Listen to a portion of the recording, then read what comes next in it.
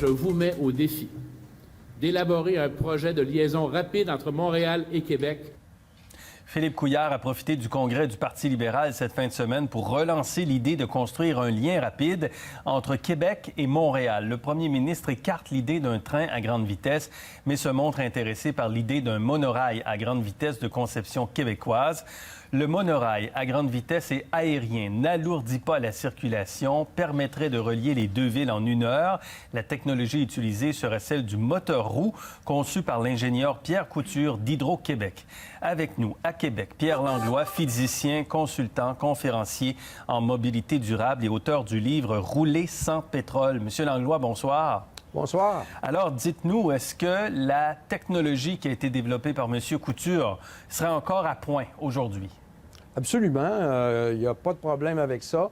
Un moteur électrique, ça demeure un moteur électrique. Il n'y a pas de problème. Ça prendrait quelques ajustements, je présume, parce que ça fait quelques décennies qu'il l'a développé? Bien, c'est sûr que là, on parle d'un monorail rapide, donc à 250 km à l'heure. Essentiellement, le moteur doit être conçu pour faire ça, avec la puissance aussi pour le faire accélérer rapidement, parce que ce qui fait l'unicité de cette technologie-là, c'est des navettes autonomes, donc c'est pas des trains.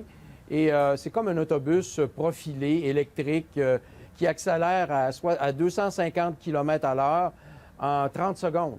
Ce qui fait qu'il peut faire des arrêts et repartir et perdre seulement 5 minutes au lieu de 15-20 minutes pour un train à grande vitesse.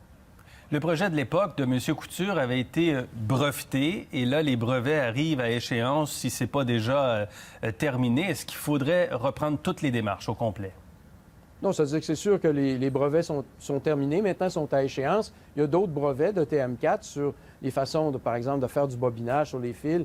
Mais en fait, un projet comme celui-là, c'est pas seulement un moteur, là. C'est tout un système de transport qu'il faut songer, planifier tous les petits détails. C'est suspendu, donc s'il y a du vent latéral, qu'est-ce qu'on fait? Il y a différentes solutions éventuellement. Il y a la glace l'hiver, qu'est-ce qu'on fait? Il y a les accélérations, les courbes, etc.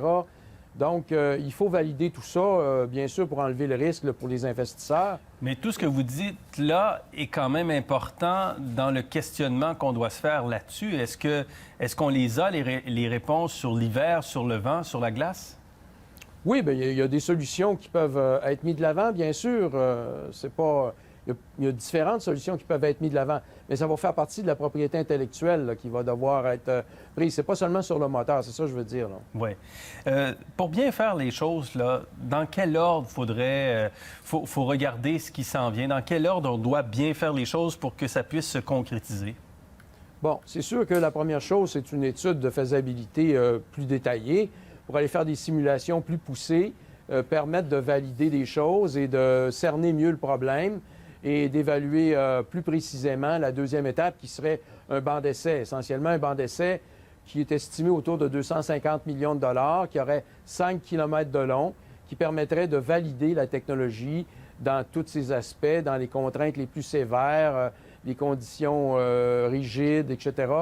Donc, c'est la deuxième étape. Puis après ça, bien, une fois que les propriétés intellectuelles auront été consolidées, que les tests auront été faits pour éliminer les risques technologiques, bien là, ça va être beaucoup plus facile d'attirer des gros investisseurs pour la suite des choses, pour la construction comme telle des usines et du monorail.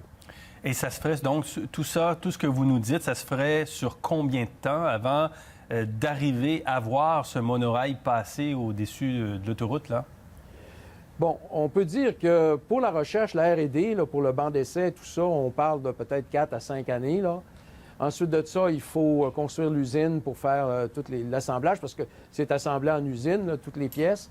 Et ensuite de ça, la construction comme telle qui peut prendre 18 mois. Donc, on parle peut-être de 8 ans, 9 ans, mais il ne faut pas oublier que c'est des infrastructures qui sont là pour 100 ans. Alors, prendre quelques années de plus pour bien cerner une technologie qui a énormément d'avantages. Son principal avantage étant que c'est une technologie qui réunit et qui va chercher les régions, qui les intègre et qui leur permet de se développer au lieu que d'un train rapide qui, lui, exclut les régions parce qu'il n'arrête même pas entre Québec et Montréal. Là.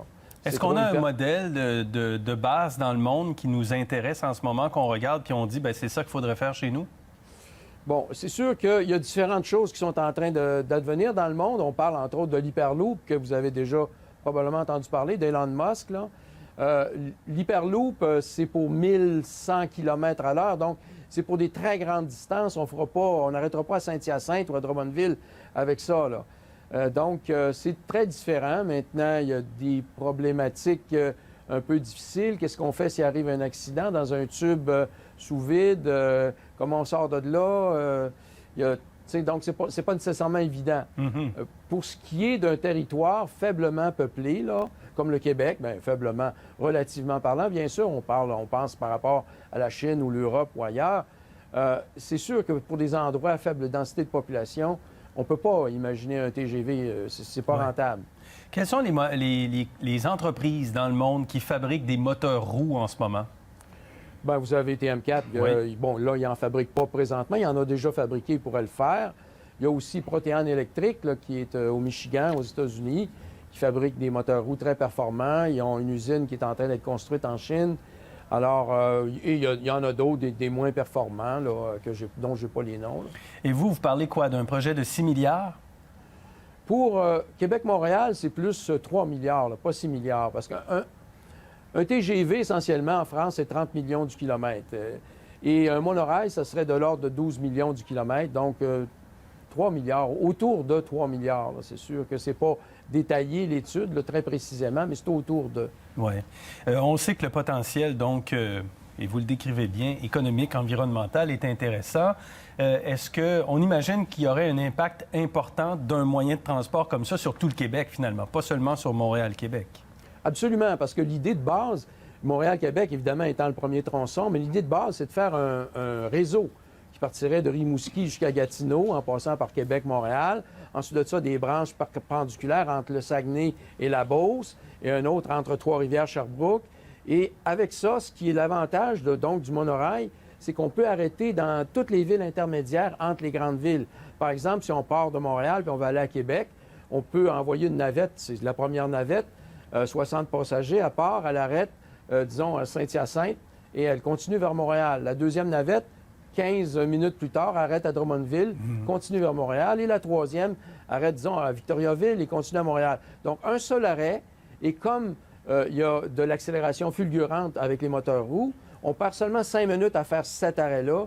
Donc, c'est possible de desservir entre Québec et Montréal en 1h30 centre-ville, là, en desservant 4 villes intermédiaires entre les deux, ce qui est absolument impensable avec toute autre technologie.